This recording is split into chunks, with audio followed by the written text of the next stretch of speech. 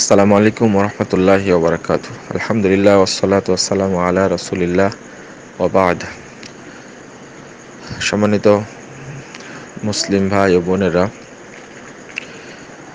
এই বিপদের মুহূর্তে অনেকে জানতে চাচ্ছেন যে সালাত পড়ার সময় মাস্ক ব্যবহার করা যাবে কিনা।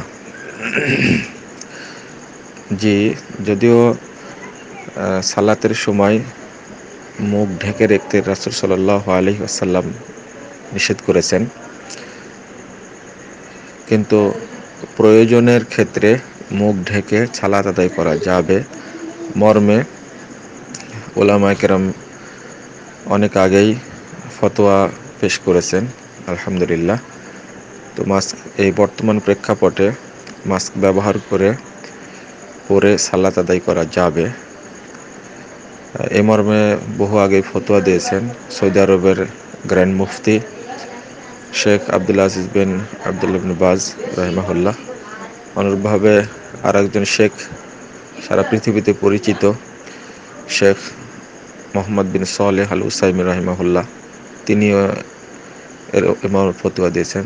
তাছাড়া বহু পূর্বে ইবনু আব্দুল বার রাহিমাহুল্লাহ, অনেক বড় মাপের মুজতাহিদ, আলেম ও মুহাদ্দিস, তিনিও এই হাদিসটি উল্লেখ করে প্রয়োজনের ক্ষেত্রে মুখ ঢেকে সালাত আদায় করা যাবে মর্মে ফতোয়া দিয়েছেন।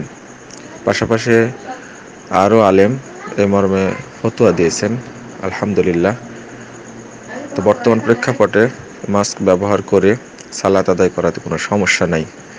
আল্লাহ রাব্বুল আলামিন আমাদের সকলকে এই বিপদ থেকে উদ্ধার করুন, মহামারী দূর করে দিন এবং মুসলিম নর নারী সকলকে আল্লাহ হেফাজত করুন, এবং যারা আক্রান্ত হয়েছেন আল্লাহ তাদেরকে দ্রুত সুস্থ করুন।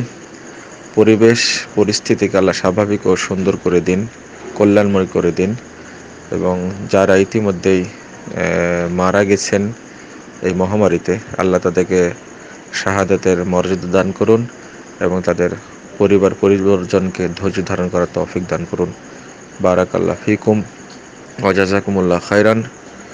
সুবহানাকাল্লাহুম্মা ওয়া বিহামদিকা আশহাদু আল্লা ইলাহা ইল্লা আনতা আস্তাগফিরুকা ওয়া আতুবু ইলাইকা। ওয়া সাল্লাল্লাহু আলান নবী। ওয়াসসালামু আলাইকুম ওয়া রাহমাতুল্লাহি ওয়া বারাকাতুহু।